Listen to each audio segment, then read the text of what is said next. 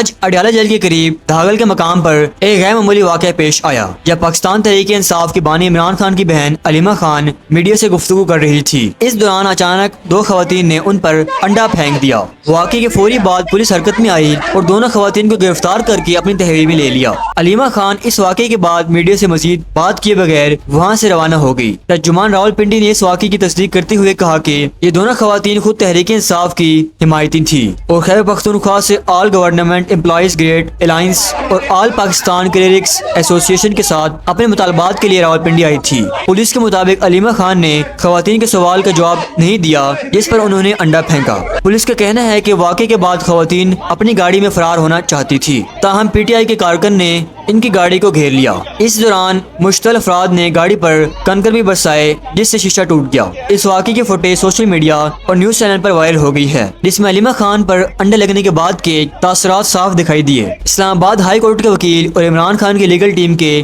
رکن فدا حسین عباسی نے social media پر رد عمل دیتے ہوئے کہا کہ دو معلوم خواتین کا ایسے عمل انتہائی شرمناک اور قابل مذمت ہے۔ انہوں نے کہا کہ ایسے حملے ہماری جدوجہد کو کمزور نہیں کر سکتے۔ ادھر chairman P T I barrister Gohar Ali Khan نے بھی اس واقعے کی سخت مذمت کی اور کہا کہ یہ پہلا موقع ہے کہ بات جسمانی حملے تک پہنچ چکی ہے۔ ان کا کہنا تھا کہ عمران خان کے اہل خانہ کو فول پروف سیکورٹی فراہم کی جائے اور ایسے واقعات کو فوری روکا جائے۔ یاد رہے کہ علیمہ خان اپنے بھائی عمران خان کی گرفتاری کے بعد سے ان کی رہائی کی مہم چلا رہی ہیں۔ عمران خان اگست 2023 سے اڈیالہ جیل میں قید ہیں اور 190 ملین پاؤنڈ کرپشن کیس سمیت 9 مئی کے واقعات میں انسداد دہشت گردی کے مقدمات کا سامنا کر رہے ہیں۔